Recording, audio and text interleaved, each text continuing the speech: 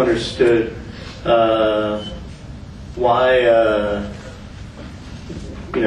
how or why I'm here. And Cleveland, Ohio is really why I'm here. I grew up in the 70s and I'm trying to get this going. I grew up in the 70s and 80s in Cleveland. I just found out from the gentleman next to me that I'm, oh fantastic, we're up and running here. The gentleman next to me that I'm no longer considered youth because I'm actually over 30, so I apologize.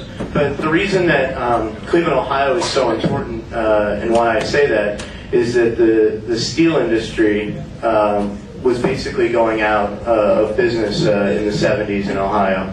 Unemployment rate was huge. We were poor and we didn't know we were poor. The reason I got involved in politics was I went to community organizing meetings when my dad, who's a men's clothing salesman in a very small store, found out that a very large chain called Walmart was going to be moving into Cleveland. And all the local stores feared that it was going to put all the local stores out of business. So the reason that I got involved in politics wasn't large or national or presidential. It was sort of what was happening with my community and what was happening with my neighborhood. And the young people in America today, there's sort of two splits. One that want to do moving up through a party, through organizing within a party structure and going to young Democrats or young Republican meetings.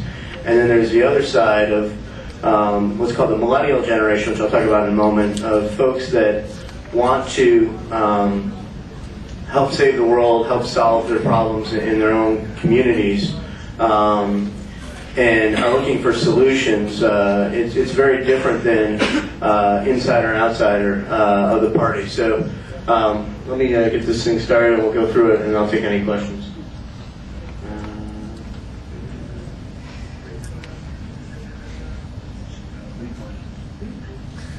If I can remember. There we go. Hey.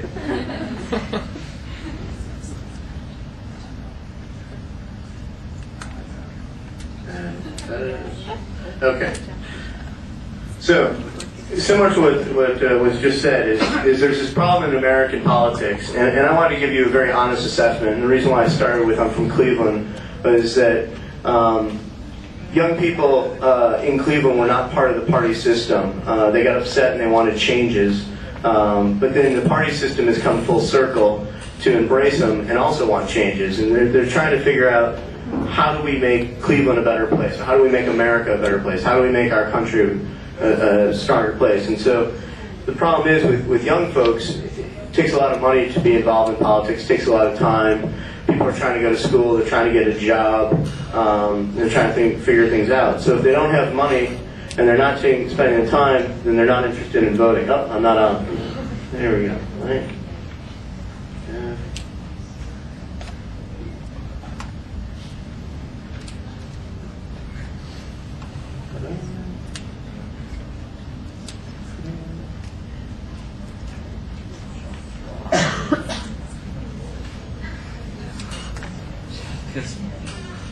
Hey, you're seeing my ugly desktop.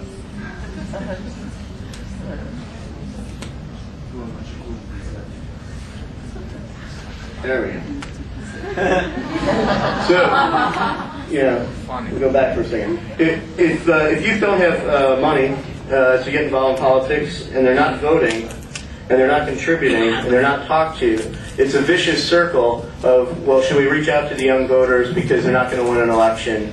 And if they're not going to win an election, then we're not going to do things to help empower young voters. And if we're not going to do things to help empower young voters, then the circle continues. And so the big question that I have for everybody is, are young voters more than just about kissing babies and getting involved in politics? And what's happened is the internet has completely changed that dynamic. Now all of a sudden, my parents are coming to me and figuring out how I can help them book cheaper travel tickets, how to fix their email. And so young people can help and are involved in politics in a lot of ways. In getting out the vote efforts, working on field efforts, putting in the long hours that, quite frankly, my parents and grandparents can't do. Knocking on doors is essential for every political campaign and getting out a vote. Making phone calls, raising awareness, building coalitions.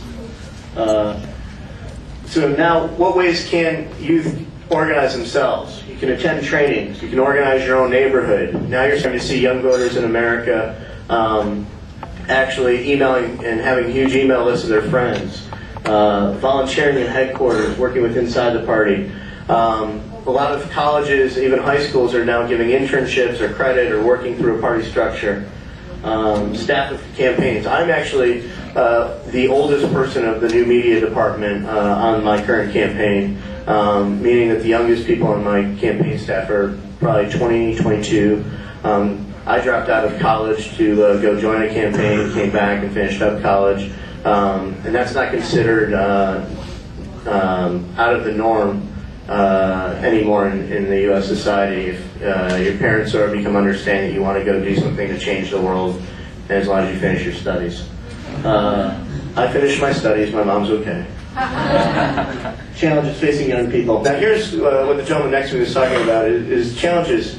Is, you know, people, older folks fear the, we're inexperienced and also unproven leadership. I hear this all the time that well, when you're older, you're going to become wiser on things, and you know, you'll be more accepted. There's also this sort of you're not going to have the full history of the country and all the rules. And let's be honest, a lot of this is about just keeping power, keeping the status quo, keeping meetings closed, bureaucracy.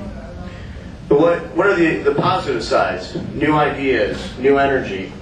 It's not about necessarily the history of the country, but the future of the country, and understanding that the youth have a very big pride in what's going on, especially in America right now with our energy, our environment. We're the ones who are going to be paying the taxes when the economy goes, making sure that we're taking care of our baby boomer parents for the future.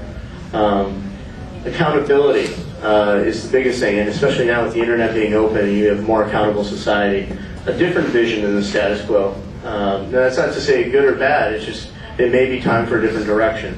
Open meetings and transparency in government is the biggest thing. With the internet, there's a lot of movement in the United States to make sure that all the meetings are open. C-SPAN and television, even state meetings, City Hall, and I live in D.C. And my Washington, D.C. local city council is now being viewed on TV. I don't have to go downtown anymore. I don't have to take off of work. I can turn the TV on in the background and watch what my City Hall representatives are doing when discussing my tax dollars. There are three elements of every political campaign. And so when you're talking about young people and involvement, these are the only three variables that really matter for election politics: time, people, and money. The biggest barrier entrance is usually for people is we don't have money to contribute. Therefore, older folks don't necessarily look up to us because we're not going to fill their campaign coffers. But what we do have is time and people, especially in a country that has, 40% young people. I mean, it's a huge opportunity. 50%. I mean, huge opportunity. And now time is always a tough one for young folks because we're worrying about making a living, figuring out our future, school, children. But when we put together a coalition building, the energy, organization, technology, and you add the internet, being able to mobilize people, I can now send an email message to all of my friends, instant message, you're all young folks in here. You understand that moving the amount of people is very quick. It's no longer an older generation where it takes a lot of phone calls to communicate a message. I can push a button and reach hundreds of thousands of people very quickly. So what else do young people have to offer in campaigns? And this is where it's now become a complete switch from what I was talking about 2 seconds ago,